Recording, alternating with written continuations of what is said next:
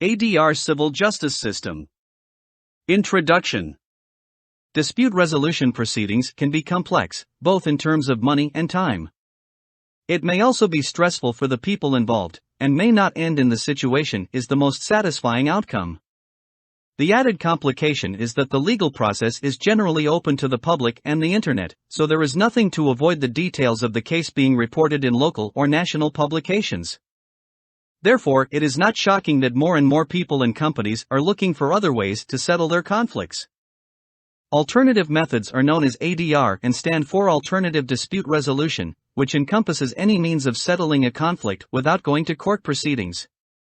There are many different methods that can be used, from very casual discussions among the parties to a relatively structured commercial arbitration hearing.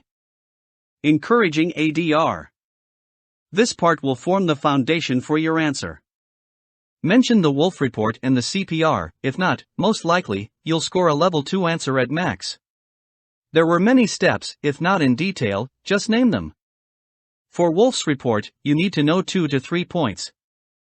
Also, discuss if you think I was beneficial. There were many steps in the 1990s to promote the use of ADR. For instance, the Wolf Report included a stronger use of ADR as one of its guidelines. As a consequence, the 1999 Rules of Civil Procedure require judges to pause court proceedings, that is to temporarily stop the trial, so that the parties can seek mediation or other ADR approaches. Employment cases. Use these for brownie points. This is an aspect of law where alternative dispute resolution in the form of an ACAS, Advisory Conciliation and Arbitration Service, has long been used.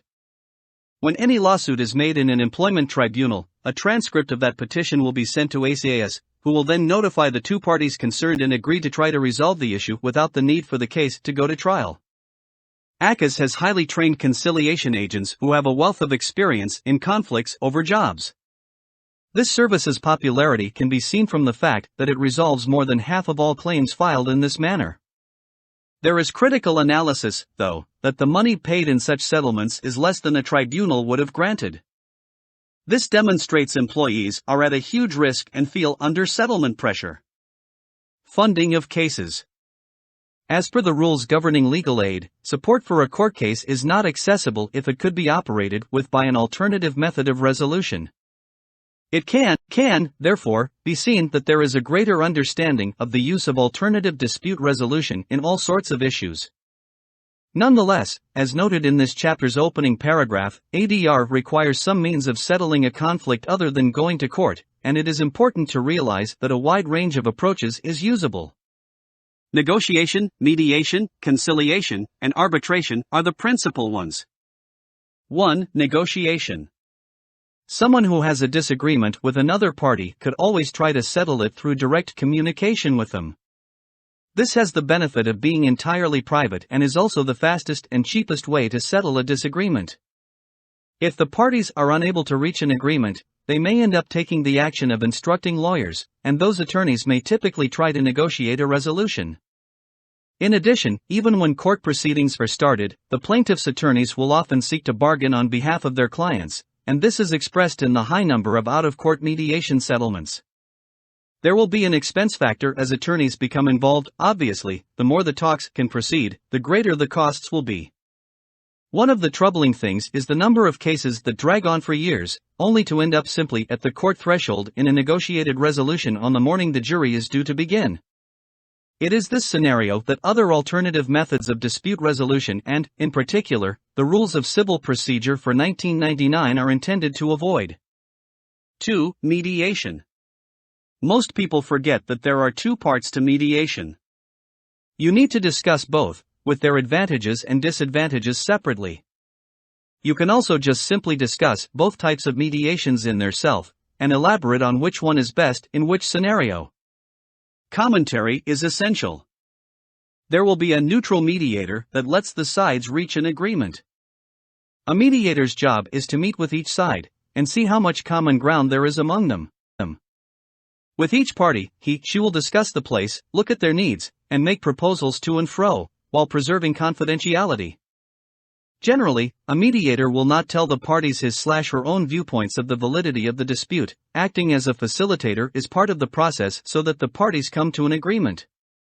Therefore, a mediator can be asked for advice on the issues, and in this situation, the consultation is more of an assessment process and seeks to resolve the conflict again. Mediation is only necessary if there is a certain possibility that the parties will collaborate. Organizations that are used to negotiating contracts within themselves will most likely benefit from this method. The mediation will take various forms too, and the parties will choose the exact method they want. In mediation, the important point is that the parties are in power, they make the decisions. Formalized settlement conference. Very important this is. Don't miss out on this. Another way of conducting mediation is more structured. This includes a mini-trial in which each side makes their argument to a jury consisting of each party's decision-making representative and a neutral group. Once all the applications are made, the executives must assess the views of the two parties with the aid of the impartial counsel and seek to come to an agreement. If the executives cannot agree, they will act as a mediator between the neutral advisors. Even if the whole thing is not settled, it may be important for this form of action to narrow down the issues so that, if the case goes to court, it will not take so long. A benefit of mediation and mini-trials is that it doesn't have to be a strictly legal action that holds to the letter of the law. Consumer common sense and consensus are more likely to be the reason for this. The approach will also make it easier for companies to start conducting business with each other in the potential, and it may require arrangements between the parties about the operation of future business. This is something that cannot arise until the judgment is issued by the judge, since the court is dealing only with the current conflict. This removes the courtroom's adversarial dispute, and the winner/loser conclusion of court proceedings. It has been said that everybody gains through mediation. Mediation Services. This is what will make you stand out from the rest. Mention the online services, family mediation services, free ones, etc. If you are wondering that do you have to write the URL? Then yes, you have to. You can copy-paste this part as it is. No issues. But do not miss out on this no matter what. Commercial mediation facilities are increasing in number. One of the main ones is the Dispute Resolution Centre, which was founded in London in 1991. It has several crucial firms as representatives, such as nearly all of the big law firms in London. Businesses say it has saved several £1,000s in court costs by using the centre to resolve disputes. A mediator's typical cost is about £2,000. It contrasts with potential litigation expenses that are often above £100,000 and can sometimes escalate to more than £1 million, notably in major business proceedings. The main drawback of using counseling facilities is that there is no assurance that the issue will be settled, and after the unsuccessful settlement effort, it will then be appropriate to go to arbitration. In such cases, there are additional costs and complications by mediation attempts. The reality, though, is that a large number of cases will be resolved. The Center for Dispute Resolution estimates that more than 80% of cases are decided in which they are required to respond.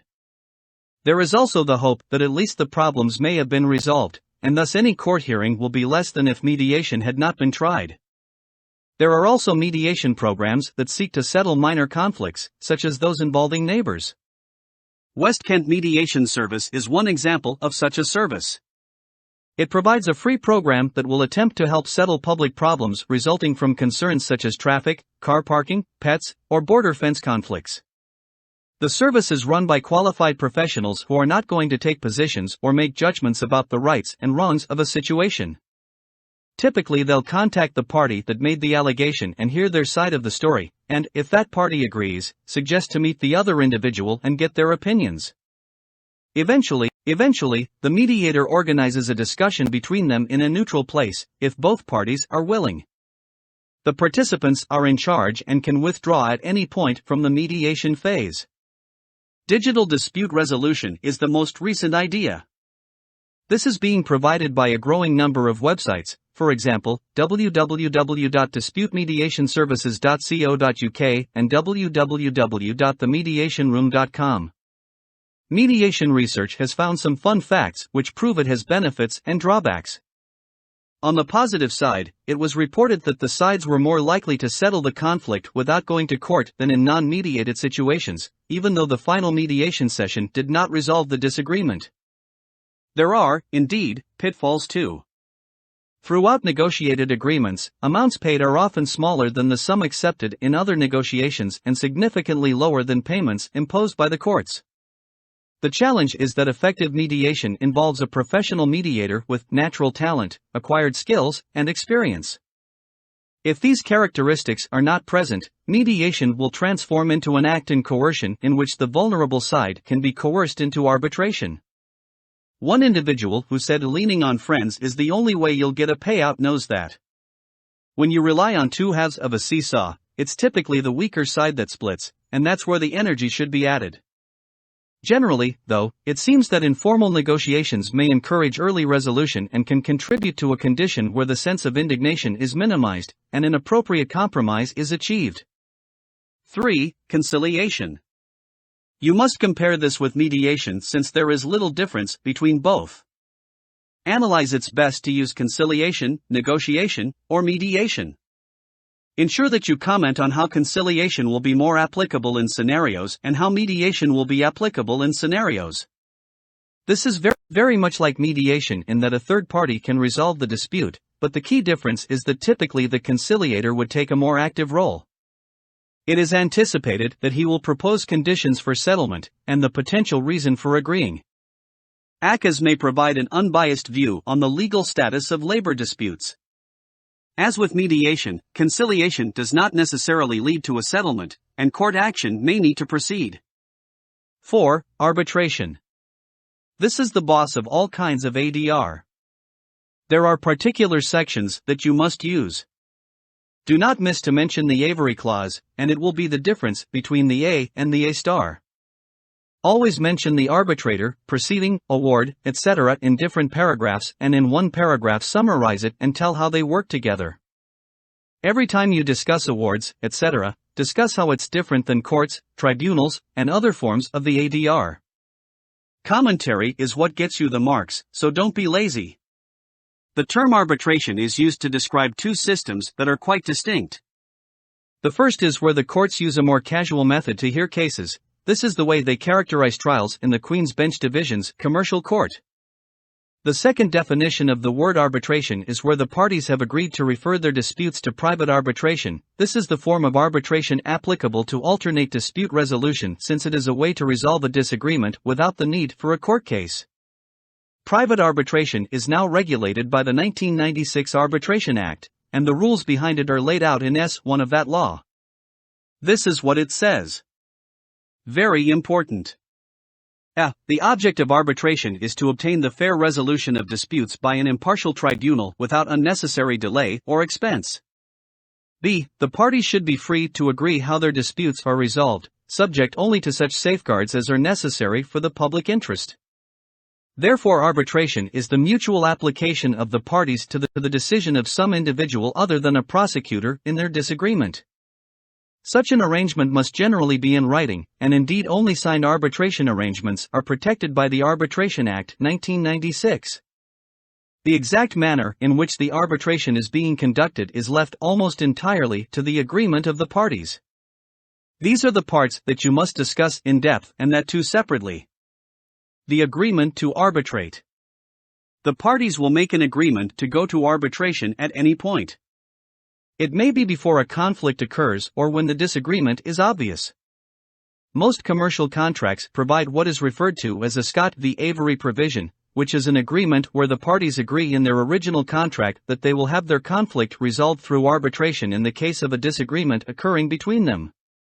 Where an arbitration clause is entered into a settlement, the 1996 Arbitration Act specifies that the judge may usually fail to resolve the dispute. The case must go to arbitration as decided by the parties. Nevertheless, the rules are different from customer disputes, where the issue applies to a quantity that can be dealt with in the small claims process. In this kind of condition, the consumer might choose to comply with the contract to go to private arbitration or to try to claim that the case is noticed in the route of small claims. After the dispute arises, the agreement can also be made to go to arbitration. In commercial cases, arbitration is getting more and more popular. The arbitrator. Section 15 of the 1996 Arbitration Act specifies that the sides are free to negotiate on the number of arbitrators so that a jury of 2 or 3 may be used or a single arbitrator may be available. If the parties cannot decide on an amount, then the Act calls for the selection of just one arbitrator. The Act, therefore, stipulates that the parties can decide on the process for naming an arbitrator. In reality, most arbitration agreements will either designate an arbitrator or provide a method of selecting one, and in commercial contracts, it is often specified that the arbitrator is appointed by the president of the relevant trade organization. There is also the Arbitrators Institute, which gives qualified arbitrators for major disputes. The arbitrator will, in many situations, be someone with experience in the particular area involved in the conflict, but if the dispute concerns a point of law, the parties then agree to nominate a prosecutor. If no agreement is reached about who or how to choose, then the court may be required to select a suitable arbitrator as a last resort. The arbitration hearing. In each situation, the particular process is left to the consent of the parties, so that many ways of listening exist. In some situations, the parties can agree for a legal arbitration, where the two sides put for writing all the points they wish to raise and apply this to the arbitrator along with any relevant documents. Then he reads all the documents and makes his decision. Instead, the parties can submit all these papers to the arbitrator, but both parties must hold a hearing until they render oral representations to the arbitrator in favor of their argument and making their decision. Witnesses may be called to give testimony when appropriate. When witnesses are asked to give oral testimony, this will not usually be given under oath, i.e., the individual will not be allowed to pledge to tell the truth. If the parties agree, though, then the complainant may be asked to give testimony under oath, and the whole process will be very formal. When witnesses are called upon to give evidence, the 1996 Arbitration Act requires court proceedings to be used to ensure that those witnesses comply. The date, time, and place of the arbitration hearing in coordination with the arbitrator are all matters for the parties to agree about. It allows the hearings a great degree of flexibility. The participants can choose what is most appropriate for all involved. The award. The arbitrator's ruling is called an acknowledgment and is binding on the parties. It can even be followed by the judiciary if need be. Generally, the decision is final, although it may be challenged in court on the basis of significant irregularity in the process or on the point of law. S. 68 Arbitration Act 1996.